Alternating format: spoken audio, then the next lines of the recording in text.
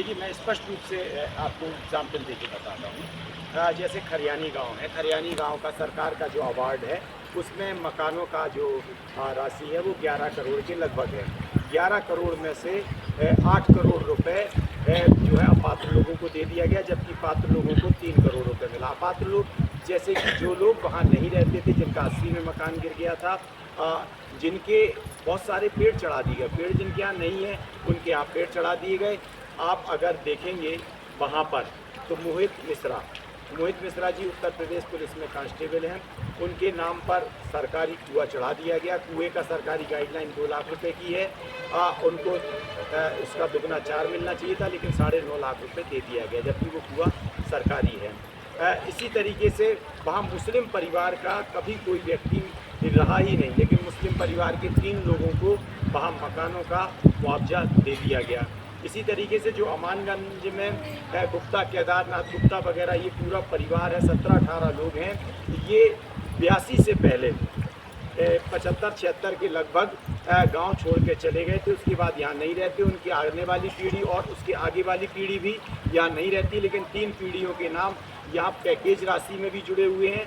उनके मकान, दुकान कहीं नहीं है, दुकान जुड़ी हुई है। जैसे विनायक मिश्रा है ना, विनायक मिश्रा और उनके पिताजी बैंक में मैनेजर थे। उनका खुद का मकान क्षतिग्रस्त हो गया।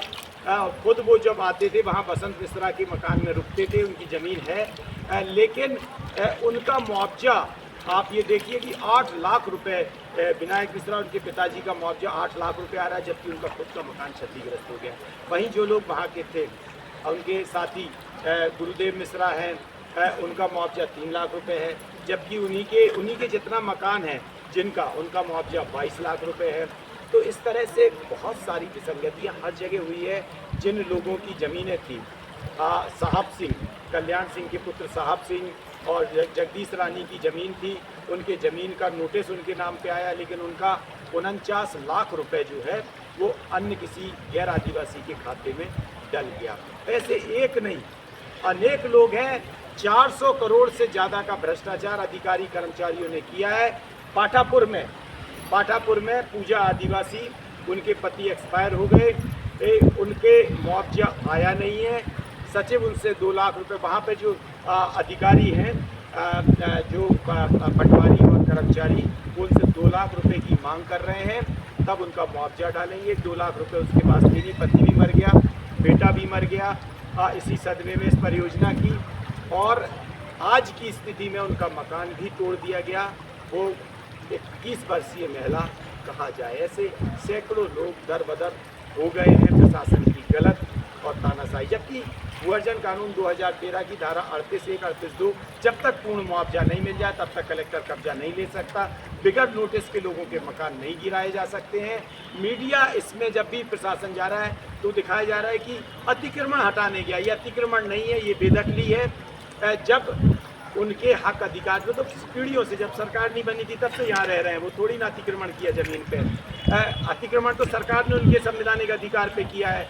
बेदखली तब होती जब उनको पूर्ण मुआवजा दे दिया जाए, नोटिस दे दिया जाए, मकान गिराया जाए, तब बेदखली कहलाती है। जब बिगैर नोटिस के मकान गिराया जाता है तो वो गैर कानूनी बेदखली कहलाती है। जब बिगैर मुआवजा दिए मकान गिरा दिया जाता है तो वो गैर कानूनी नहीं, वह गैर कानूनी के साथ अमानवीय बेदखली कहलाती है।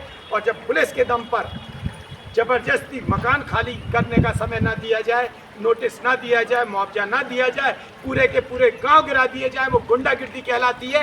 ये सरकार गुंडागिर्दी के दम पर, बट और बूट के दम पर आदिवासियों के घर मकान छीन रही है, उनका जीवन छीन रही है। आज हजारों लोग इस बारिश में भीगने के लिए, मरने के लिए छोड़ दिया सरकार ने।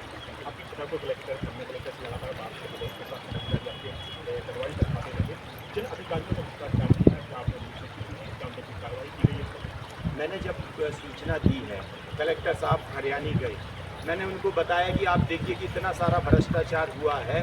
11 करोड़ में से 8 करोड़ दलाल खा गए, 3 करोड़ पात्र को मिला। ये तो खुलेआम भ्रष्टाचार है। मैं नाम लेके बता रहा हूँ, 114 लोग, टॉप 10 देख लीजिए, टॉप 10 जो लोग हैं उनके वहाँ मकान है ही नहीं है, धराशायी। एक मकान आप दिखा दीजिए।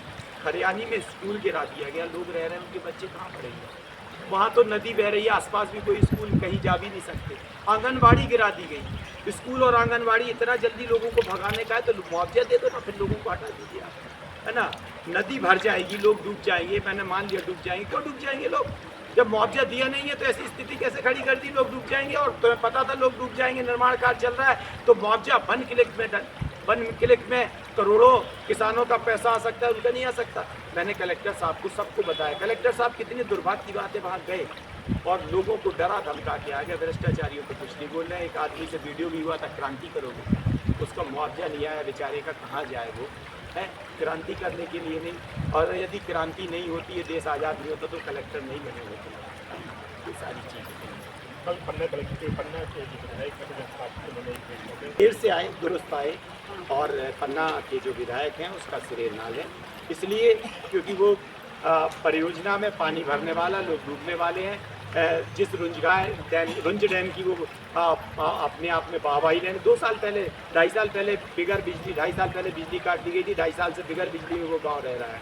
तो अब ये कैसे उसका श्रेय ले सकते हैं? अगर इनको करना था तो पहले ही कर देते, पहले मुआवजा मिल जाता, लोग अपने घर बना देते। लोगों का गांव गिरा दिया गया, जब लोग 2 बार चिता पे लेट चुके हैं, 2 साल से लगातार आंदोलन कर रहे हैं, 4 साल से आंदोलन चल रहे हैं, लोगों के साथ लाठीचार्ज हो रहा है, केस लगाए जा रहे हैं, फिर से लोग चिता पे लेटे हुए हैं। उसके बाद मुआवजा मिलना सरकार ने सोचा लोगों का, लेकिन इसमें किसी विधायक सांसद का श्रेय नहीं है, इसमें इन महिलाओं के साहस और इनका त्याग और इनके संघर्ष की ये छोटी सी जीत है।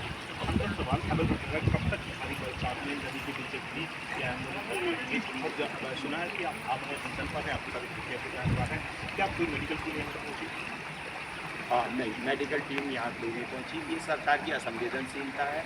हमारा पानी बंद कर दिया गया, जो हम साफ पानी पी रहे थे उस पर रोक लगा दी गई। दवा लेने जाते हैं, लोगों को गाली दी जाती है, डराया जाता है। यहाँ पुलिस गाली देने डराने आती है, प्रशासन लोगों को डराने आता है, लेकिन यहाँ हमारा कोई जांच नहीं किया गया।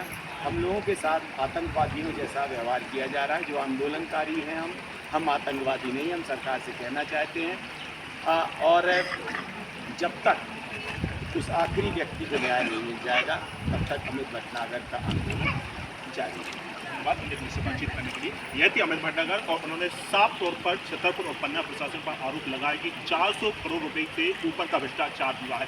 यह वो किसान हैं जिनकी पीढ़ियां दर पीढ़ियां इन खेतों पर गुजरी, आज यह अपने हक के लिए बीच नदी में बैठे हुए। देखना है कब सरकार और प्रशासन इनकी सुनता है। छतरपुर से इंडिया न्यूज के लिए पुष्पेन तिवारी की रिपोर्ट।